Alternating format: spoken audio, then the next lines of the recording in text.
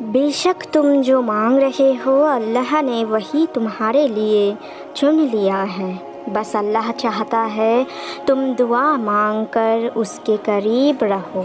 جب اللہ تمہارے لیے وہ بات چاہتا ہے تو کوئی اور روک نہیں سکتا، اس لیے پریشان نہ ہو، بس اللہ پہ بھروسہ رکھو، وہ سب سنبھال لے گا۔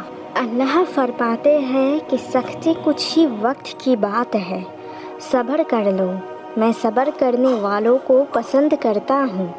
تو پھر صبر کے ساتھ اللہ سے مانگتے رہو، کیونکہ مانگنے والوں کو اللہ کبھی خالی ہاتھ واپس نہیں لوٹاتا، اس لیے مایوس مت ہو۔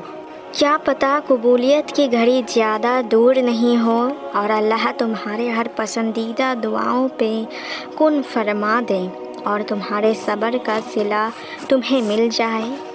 جب عبادت میں تم اپنا سر فرش پر لگاتے ہو تو تب تمہاری زبان نہیں، تمہارے آنسو سب کچھ بول دیتا ہے، اور جب تمہاری سننے والا کوئی نہیں ہوتا تو تب تم دل کو یقین دلانا کہ اللہ نے تو سب دیکھ لیا ہے، تمہاری طرف تمہارا رونا اور تمہاری چپی۔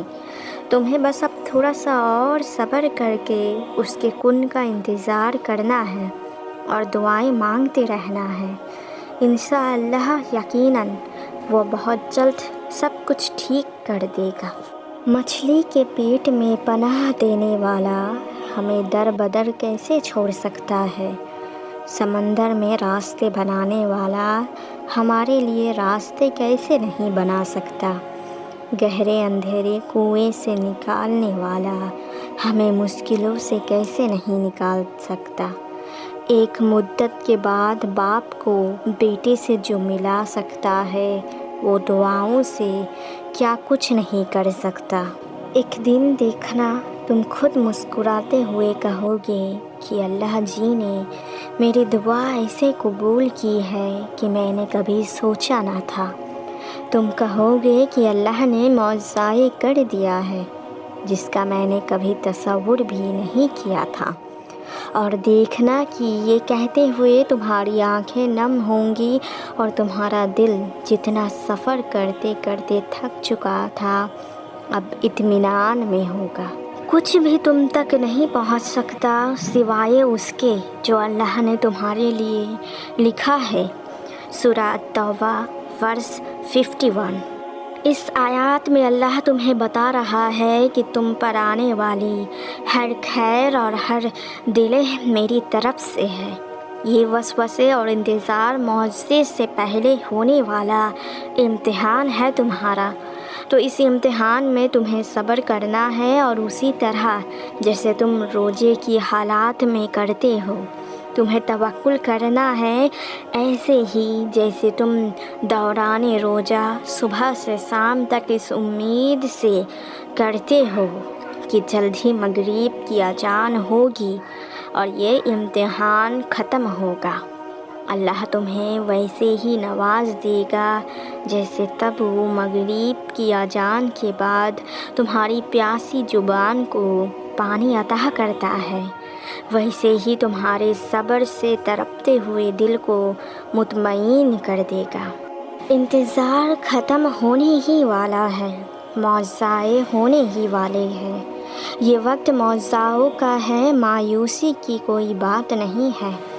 بہت لمبا سفر طے کیا ہے آپ نے، بہت لمبا انتظار کیا ہے، جانتا ہے اللہ سب کچھ۔ آپ نے دعا کی صبر کی انتہا کر دی، اب آپ کا کام ہو گیا، اب اس کا کام ہے، اب شکر کا وقت شروع ہو گیا ہے۔ آپ نے اس کی سنی ہے، اب وہ آپ کو آپ کی سوچ سے بہتر دے گا۔ آپ نے اس کی اور قدم بڑھایا، اب وہ ساری کائنات آپ کی کر دے گا۔ بہترین دنوں کا آغاز ہو چکا ہے۔ دیری اللہ کا انکار نہیں، قبولیت کا اشارہ ہے۔